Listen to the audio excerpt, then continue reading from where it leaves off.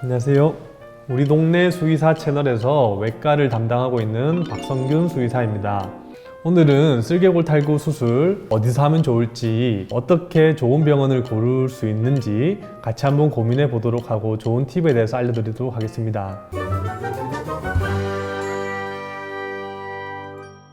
쓸개골 탈구는 사실 이제 말티즈, 포메라니안, 푸들 같이 작은 동물을 많이 키우는 많은 국내 보호자분들이 고민을 하는 질병인데요. 굉장히 스트레스를 많이 받으시죠. 병원에서는 수술을 해야 된다라고 하는데 또 집에서는 너무 잘 뛰어놀고 산책도 너무 잘하고 또 다리를 한 번씩 다리를 들고 절곤 하는데 또 잠시 뒤돌아봐서 다시 보면 잘 걷고 있고 아파하는지 안 아파하는지도 잘 모르겠고 막상 수술을 결정하려고 하면 인터넷에서는 재발을 한다라고 하고 또 옆집에 있는 또리는 수술했는데 더 안 좋아졌다라고 하는 그런 안 좋은 소문도 들리고, 저도 수의사가 아니고 입장을 바꿔서 비전문가다라고 한다면 절대로 사실 쓸개골 탈구 수술을 할 수 없을 것 같습니다. 정말로 이제 증상이 없는 애를 수술을 하려고 하면 수의사 말만 믿고 해야 되는 건데, 그만한 이제 믿음으로 멀쩡한 아기의 다리를 이렇게 수술한다는 게 정말 쉬운 일이 아닙니다. 앞으로 많은 영상을 통해서 왜 쓸개골 탈구를 수술해야 되는지, 또 쓸개골 탈구 환자들이 왜 증상이 없는 경우가 있는지에 대해서 설명해 드릴 건데요. 오늘은 쓸개골 탈구를 수술을 결정하신 분들한테서 병원 선택을 어떻게 하는지 또 팁에 대해서 한번 알아보도록 하겠습니다. 첫 번째는 쓸개골 탈구 수술을 얼마나 많이 하는지에 대해서 이제 알아보시는 게 중요합니다. 쓸개골 탈구 수술은 쓸개골 자체를 제거하는 수술이 아니고 정상 위치에서 빠져있는 쓸개골을 원위치로 맞춰주는, 균형을 맞춰주는 쓸개골 탈구 수술이에요. 쓸개골 탈구 수술은 다른 말로 하자면 쓸개골 탈구 성형 수술이라고도 부르거든요. 즉 균형이라고 하는 게 굉장히 중요한데, 어떤 환자한테는 너무 강하게 하는 수술이 무리일 수도 있고요, 또 어떤 환자한테는 약하게 하는 수술이 부족할 수도 있어요.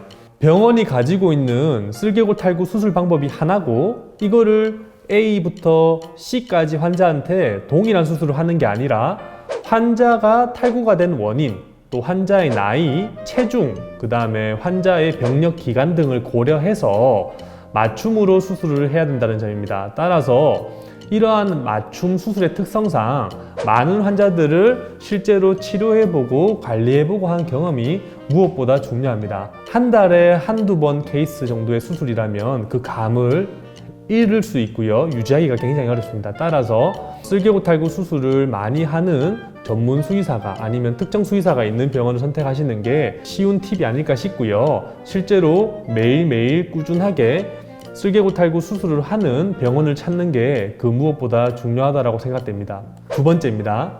무작정 재발률이 0%라고 홍보하는 곳은 피하는 게 좋습니다.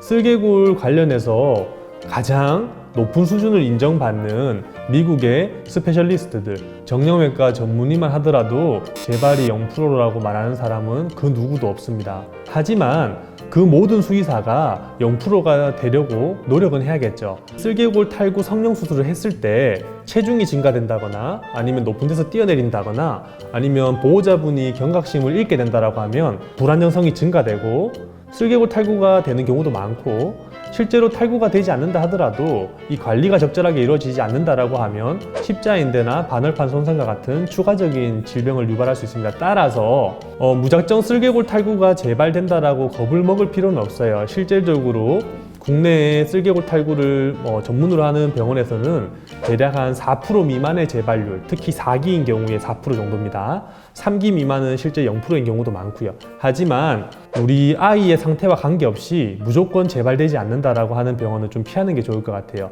실제 좋은 병원과 실제 좋은 수의사의 태도는 위험한 상황이 생기지 않도록 보호자분에게 충분한 교육을 하고 또 재발을 막기 위해서 같이 고민해주는 병원을 찾는 게 중요할 것 같습니다.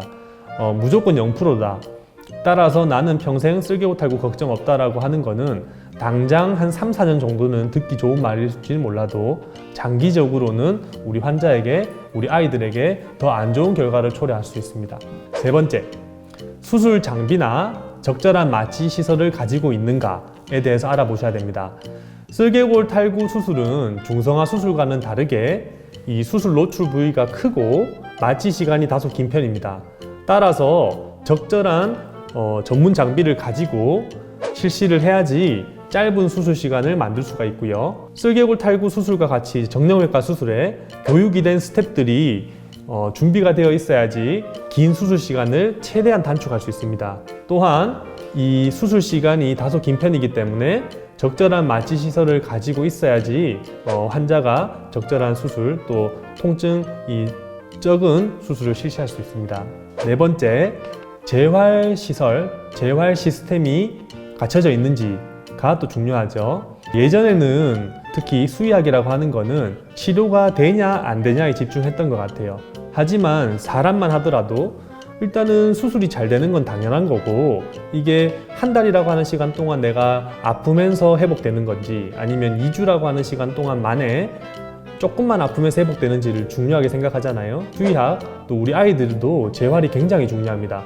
재활을 안 한다고 해서 쓸개골 탈구가 수술이 되지 않고 재활을 꼭 해야 된다는 얘기는 아니지만, 우리 아이가 수술을 하고 2, 3주 동안 불편할 거를 뭐 일주일만 아플 수 있다라고 하면 재활을 꼭 해야겠죠. 따라서 이 원활한 회복을 위해서 통증을 줄이는 재활이 가능한지 내지는 기능을 회복할 수 있는 재활이 가능한지를 알아보시는 것도 중요할 것 같습니다.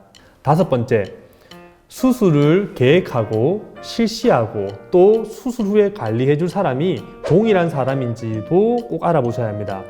이 쓸개골 탈구 수술이라고 하는 거는 쓸개골 탈구가 없어지는 게 아니고 균형을 맞춰 놓는 수술이지 않습니까?